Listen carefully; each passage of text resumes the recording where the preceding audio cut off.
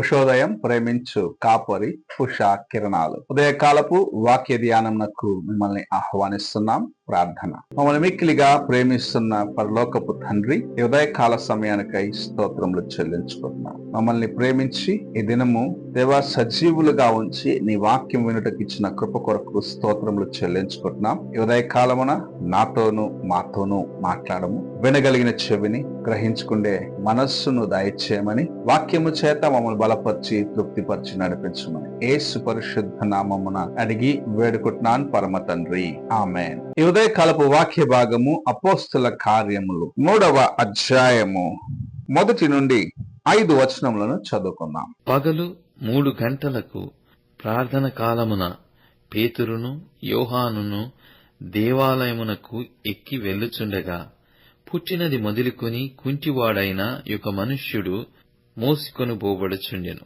వారు దేవాలయములోనికి వెళ్ళు వారిని భిక్షమడుటకు కొందరు ప్రతిదినము వానిని శృంగారమను దేవాలయపు ద్వారమునొద్ద ఉంచుచూ వచ్చిరి.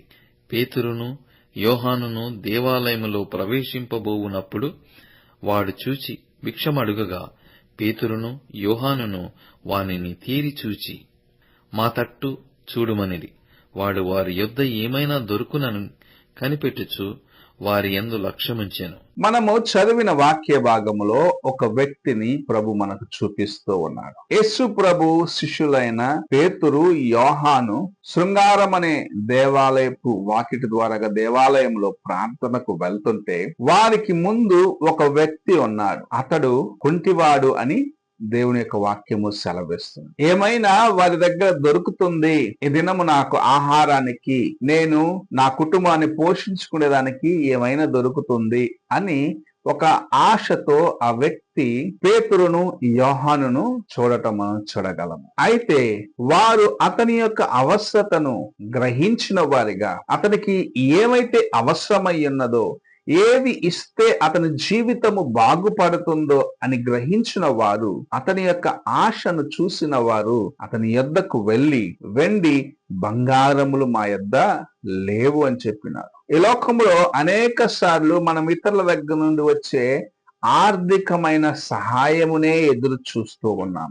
ఏమైనా ఇస్తారేమో, నా కష్టము తీరడానికి ఎవరైనా సహాయము చేస్తారేమో, నాకు ఒక 10 రూపాయలు ఇస్తే ఈ పరిస్థితుల్లో నేను ఎలాగైనా కోలుకోగలను అన్న ఆ మనస్సుతో ఎదుటి వ్యక్తిని చూస్తూ ఉంటాము. కానీ మనము దేవుని వైపు చూసి ఆయన యొక్క సహాయమును కోరినట్లయితే నీవు ఎదురు చూసేది తాత్కాలికమైన ఉపశమనమే, కానీ ప్రభు నీకు శాశ్వతమైన విడుదల ఇచ్చి నీ జీవితంలో సంపూర్ణమైన ఉపశమనమునిచ్చేదానికి ఆశ కలిగి ఉన్నాడనేది గ్రహించుకోలేకపోతే, ఇక్కడ కుంటివాడు వారి దగ్గర నాకేమైనా దొరుకుతుందో అని ఎదురు చూస్తున్నాడు. కానీ వారి ఎవరు, వారి ద్వారాగా నాకు ప్రభు ఏమి చేయగలడు అన్న ఆ మనస్సు అతనిలో లేకపోవటం మనం చూడగలము. ఈ ఉదయకాలమున అనేక సార్లు దేవుని సన్నిధిలోనే ఉన్నాము. ఈ వ్యక్తి దేవుని యొక్క ఆలయపు వాకిట్లోనే ఉన్నాడు, దేవాలయపు వాకిట్లో ఉన్నాడు. కానీ లోపలకు వెళ్ళి అక్కడ ఉన్న దేవుని యొక్క కార్యములను స్వతంత్రించుకునే దానికి మారుగా బయట ఉండి తన యొక్క అవసరతను తీర్చుకోవాలని ప్రయత్నించటం చూస్తూ ఉన్నాము. అనేక సార్లు మనము దేవుని సన్నిధిలో ఉన్న ఆశీర్వాదములను మర్చిపోయి, ఏదో ఎవరైనా సహాయం చేస్తారు, ఎలాగైనా సహాయం చేస్తారని దేవుని సన్నిధికి నిర్లక్ష్యపరిచి చుట్టూన్న వారిని చూస్తూ ఏదైనా దొరుకుతుందన్న ఒక పరిస్థితిలో ఉండిపోతున్నాం. అందుకే నిజమైన ఆశీర్వాదములను సంపాదించుకోలేని వారిగా అనేక మంది క్రైస్తవులు ఈ దినములో ఉంటూ ఉన్నారు.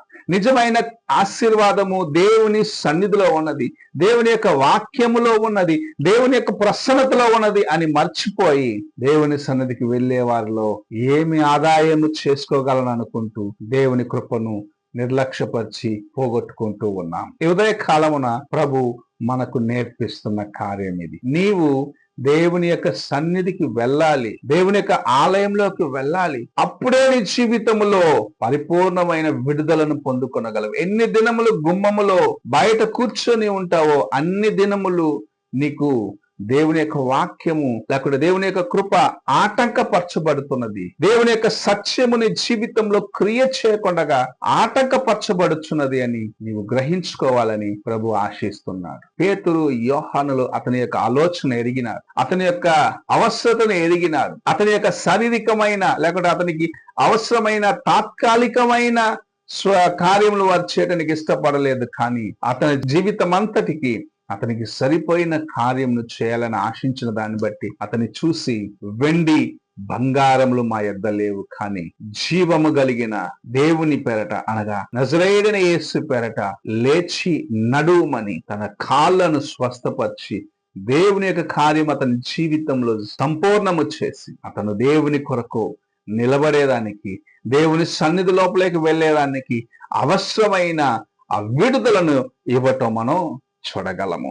ఈ ఉదయకాలమున నీవు ఎలాంటి ఆశతో దేవుని వైపు చూస్తూ ఉన్నావు? ఎలాంటి కార్యము కోసం దేవుని వైపు చూస్తూ ఉన్నావు? ఈ ఉదయకాలమున లేచిన వెంటనే దేవుని సన్నిధికి వెళ్ళి ఒక పెద్ద లిస్ట్ తీసుకొని, ప్రభువా ఇది నాకు చెయ్యి చెయ్యి చెయ్యి అని ప్రార్థన చేసి, నాకు ఇంట్లో ఇది అవసరం ఉంది, నా కొడుకు ఇది అవసరము, నా కుమార్తెకి ఇది అవసరము అని కుటుంబ అవసరతల కోసమే ప్రార్థిస్తున్నావా?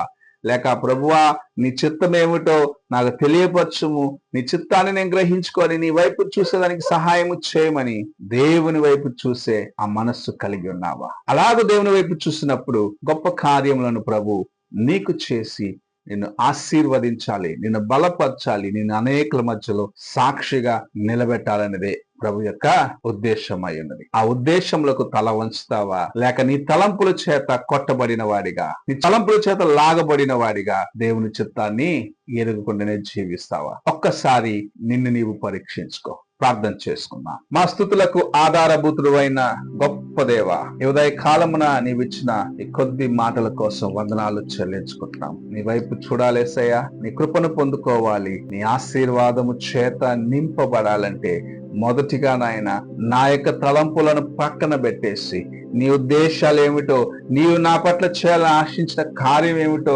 దానికి నాయన నన్ను నేను సమర్పించుకునేదానికి నీ సహాయంను దయచేయమని, లోకములో ఉన్న వాటిని చూసేదానికన్నా ఎవరు సహాయం చేస్తారు ఇతరుల పైన ఎదురు చూసేవారిగా ఉండకుండగా నీ వైపు చూసి నీ కృపను వేడుకొని నీ యొక్క నాయన కృప చేత నడిపించబడే ఆ జీవితమును దయచేయమని యేసు పరిశుద్ధ నామమున అడిగి వేడుకుంటున్నాను పరమ తండ్రి, ఆమేన్. తండ్రి అయిన దేవుని ప్రేమ, కుమారుడైన క్రీస్తు కృప, ఆదరణకర్తైన పరిశుద్ధాత్మ యొక్క సహవాసం ఇప్పుడు ఎల్లప్పుడూ తోడయండి, సదాకాలము నడిపించును గాక. ఆమేన్.